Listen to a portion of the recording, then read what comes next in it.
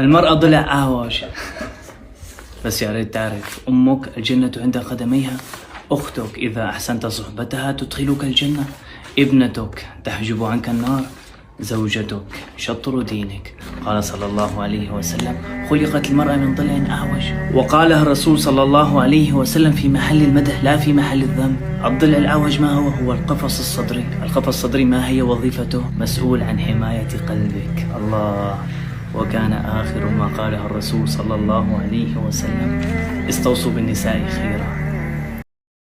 السلام عليكم ورحمة الله وبركاته. ازيكم حبايبي؟ عاملين ايه؟ يا رب دايما تكونوا بألف خير. وحشتوني جدا جدا. امبارح معرفتش انزل فيديو لاني كنت في مشوار كده بعيد، فما قدرتش ان انا اكون متواجدة في البيت وانزل لكم اي حاجة. فان شاء الله النهاردة الفيديو يعجبكم. هنعمل النهاردة فيديو لطيف قوي وخفيف. هيكون فيه 3 وصفات كده ل3 حاجات. اول حاجة هي الكفتة زي ما انتم شايفين كده، وبعد كده هنعمل مع بعض الرز المبهر، وكمان هنعمل مع بعض الطحينة. وفي اخر الفيديو هشارك معاكم مشتريات حلوة جدا جبتها ومبسوطة جدا بيها، مشتريات ديكورية وحلوة قوي قوي.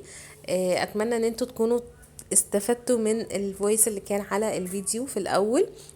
يا رب يكون مفيد يا رب، ويكون في ميزان حسناتنا جميعا. علموا الكلام ده لولادكم يا جماعة.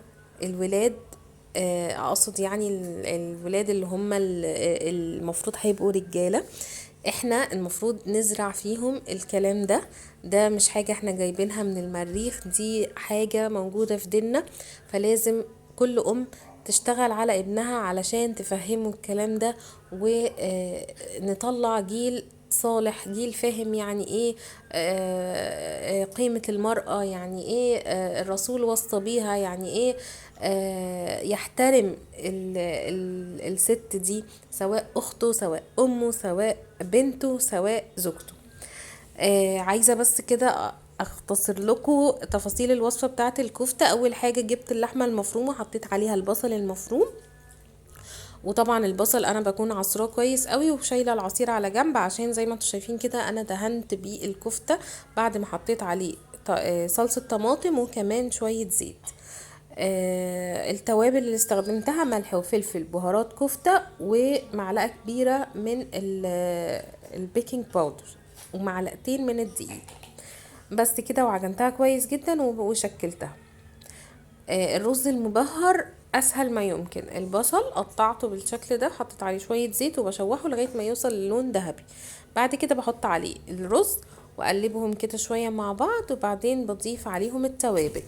التوابل اللي استخدمتها على الرز المبهر: بابريكا، فلفل اسود، ملح وكاري وكركم علشان اللون الاصفر. وتقدروا تضيفوا اي توابل بتحبوها او بتحبوا نكهتها، ممكن تضيفوا جنزبيل، انا كمان ضفت رشة قرفة صغنونة، وممكن تستغنوا عنها وممكن تستخدموا القرفة الخشب لو متوفرة عندكم، بس هي فعلا بتفرق في الطعم جدا جدا. بعدين هضيف المية بتاعتي على الرز، وهسيبه بقى كده ياخد غلوته ويتشرب. وبعد ما يتشرب هوطي واغطي عليه، وبيبقى جاهز وبيبقى بجد تحفة وخطير جدا. اتمنى ان انتوا تجربوه بطريقتي وتقولوا لي رايكم فيه. تعالوا بقى نحضر سلطه الطحينه، ودي هتكون احلى سلطه طحينه ممكن تاكلوها في حياتكم. جميله جدا وخفيفه ولذيذه. انا هستخدم طحينه وزبادي. اول حاجه هحط ربع كوبايه كده من الطحينه الخام، وواحدة واحدة هزود عليها المية. مية عادية من الحنفية، مش بعملها بمية دافية ولا حاجة. وببدأ ان انا اقلبها كده. الويسك بيبقى مهم جدا علشان بيخلي لي الطحينة او اي حاجة انا بعملها تكون كريمية بسهولة. حسيت ان القوام بتاع الطحينة تقيل، فزودت شوية مية كمان ولغاية ما القوام بتاعي اتظبط. هبدأ بعد كده بقى اضيف عليها علبة زبادي ابيض، ودي بتفرق جدا جدا في الطعم. وهتحسوا طبعا بطعم سلطة الطحينة العادية، ولكن انا كده زودت القيمة الغذائية وكمان خليت طعمها ألذ. بعد كده هضيف عليها التوابل بتاعتي، والاساسي عندي الكمون. حطيت كمان رشة صغنونة كده من البابريكا عشان ما تغيرش لون الطحينة. حطيت كمان ملح طبعا اساسي، وكمان هحط عليها عصير الليمون وفص كده صغنطوط من الثوم. وطبعا ده اختياري، لو انتم مش عايزين تحطوا الثوم او قولونكم بتيجي يتعبكم يعني ممكن تستغنوا عنه. بس انا بصراحة يعني بحس طعمه بيبقى خطير قوي في الطحينة مع الزبادي كمان. يعني لو انا عاملة مثلا سلطة طحينة من غير زبادي ممكن ما احطش التوم، بس بحسه ان هو بيفرق جدا جدا في الطعم وبيخلي الطعم خطير. بس كده هقلب بقى المكونات مع بعض بالشكل ده لغاية ما احصل على قوام كريمي. وكنت ناسية عصير الليمون وحطيته في الاخر. بعد كده هجهز بقى طبق الكفتة. حبيت ان انا اعمل له فرشة كده مميزة، فقطعت بصل لحلقات، حلقات صغنطوطة كده ورفيعة عشان تبقى سهلة برضو في الاكل.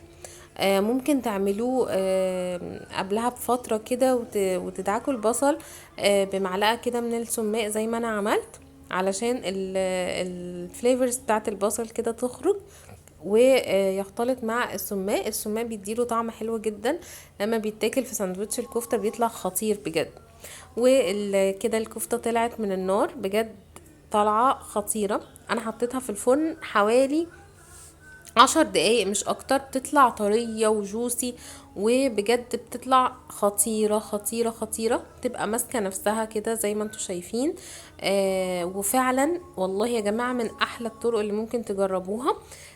طعمها لذيذ جدا، تقدروا تحطوا لها قطعة فحم كده وتدخنوها عشان تبقى زي بتاعة الحاتي.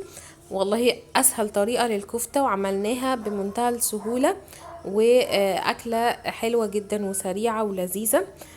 عايزه اقول لكم بقى، بصوا من جوه الكفتة ماسكه نفسها، وده بيرجع ان انتوا تكونوا يعني عجنينها كويس جدا، يا اما تضربوها في الكبة.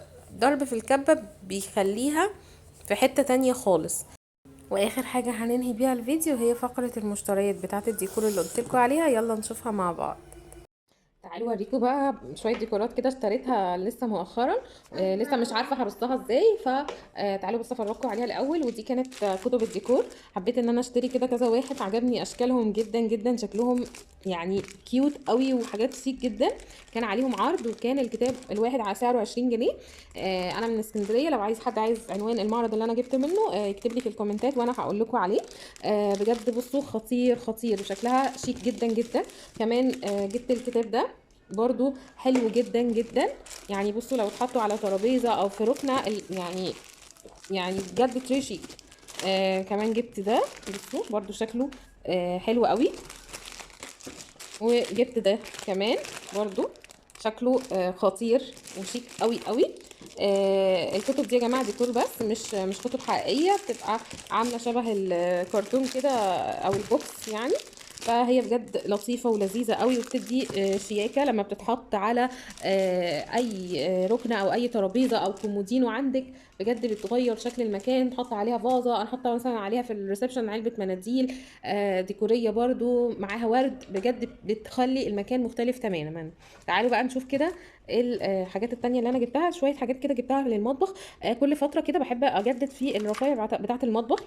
حبيت ان انا اجيب المكاييل المعياريه دي. حلوه جدا.